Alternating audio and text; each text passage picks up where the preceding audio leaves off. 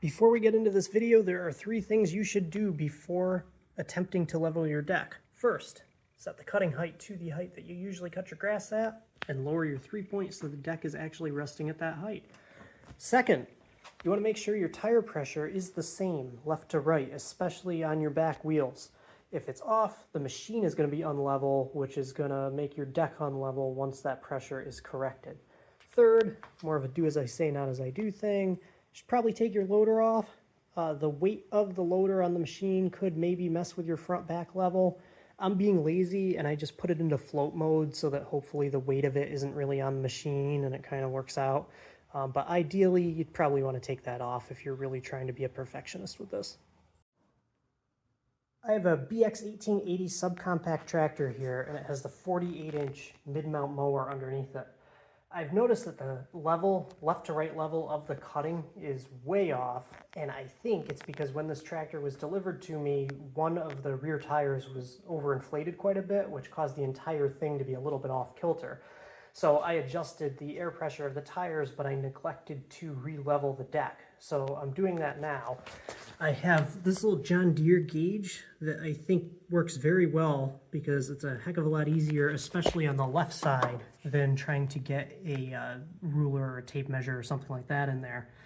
And this seems to be a pretty simple process. I've actually gotten it pretty close with only a few minutes of work here. You'll see these bolts here. You have to loosen up this locking nut here, and then you can turn this bolt, either tightening or loosening. If you tighten it, it'll raise the deck. If you loosen it, it will lower the deck. So there's another one on the other side here. It's the same deal. So basically what you do is you take this level gauge, and right now I have it positioned under the blade on this side, and you can see we're right around 2 7/8 maybe. And if we go to the other side, we want to get the blade. This side's easier to see, but you want to get the blade so that it's perpendicular to the machine, and then you position that under the low spot on the blade. And you can see this one's a little closer to 3 inches. So I've got around 1/8 of an inch to make up. The thing to remember is when you adjust either the right side or the left side, you're going to be messing with the other side a little bit too. So I don't necessarily want to try to get the other side all the way up to 3 inches, because likely I'll do that and then I'll go back to this side and I'll find that this side's lower than where I started, just because of the nature of how the deck shifts back and forth. So I'm going to go over to the other side. I mean, I said that was at 2 7/8. So I want to get that side a little higher. So I'm going to go and try to tighten up that side and get it, make up maybe half the difference. Try to do something like 2 15/16. And then I'll come back over here and see if we're where we need to be for the left-right level. So I've now adjusted this side, and as you can see, we are a hair below that 3-inch mark. So that's what I was shooting for. And now I want to take a look at the other side and see if we're where we need to be. I could also adjust this side a little bit, but I'm going to start with that side because I've gotten it pretty close. Okay. The Kubota spec on these is don't be more than 0.12 12/100ths of an inch different. And you'll see we are really, really close. If anything, this side's a tiny bit higher. So I think I'm going to button up the other side, and then I'm going to loosen. Well, no, let me tighten that side like maybe a 1/4 turn, and then I'll come back over here and see if that made up the difference we need. I think I've gotten this pretty good. You can see that it is almost touching that 3-inch mark. So we're just a hair under on the left side of the machine. So we're going to check the right side, and I'll show you that we're about as close as we can be without driving ourselves crazy going back and forth. And again, here is the right side of the machine, and you can see we are in virtually the same position. I mean, like I said, the Kubota spec on this is 12/100ths of an inch, within 12/100ths of an inch apart. I think we are within that spec, so I'm going to go and tighten up those lock nuts on each side, and we should be good with our left-right level.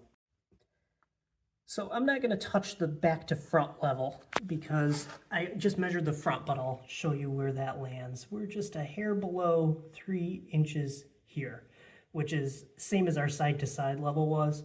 And I got the same number up front. I'll show you now. Like I said, we are the same back to front. Now, typically people actually recommend being a little bit lower in the front than you are in the back, 1/4 inch or so. Kubota's spec is actually either even or up to 2/10 of an inch. I am definitely within 2/10 of an inch different, but it looks almost dead on level to me. So I'm gonna go with this and see how it cuts. If you did need to adjust the front, you've got these on this front arm here. These nuts that you could tighten and loosen. But like I said, I'm gonna leave it. Easy enough process if I didn't want to leave it, but we'll see how it goes from here. It's definitely a lot better than it was. I do recommend this John Deere cutting height gauge. I think I paid about 12 bucks for it.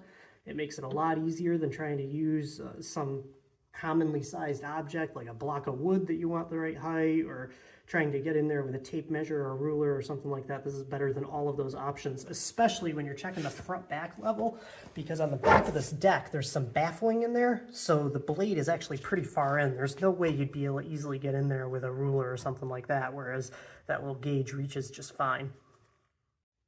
There's also one more step here. According to Kubota, at the height that I cut at, I should actually have these 1 notch lower. So the pin should be 1 notch higher so that the wheels are 1 notch lower. So I'm going to make that adjustment. That might be part of the issue I'm seeing with scalping and whatnot. I have this little ruler thing here, which happens to be a little over 1/4 inch thick.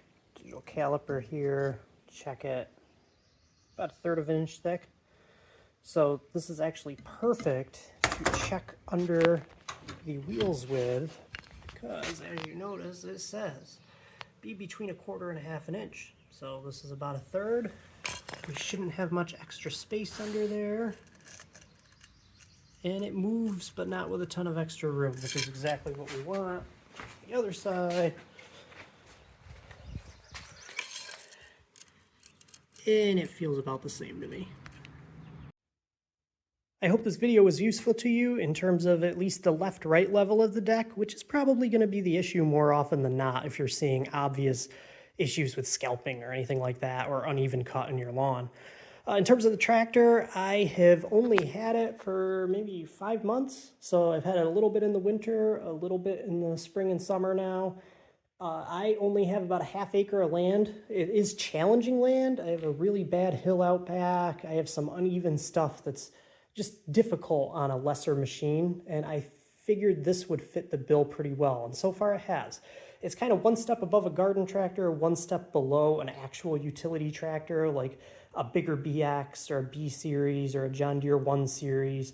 I really like that I could get it with a 48-inch deck rather than one of like the 54s or the 60s, which are often what's available on these machines.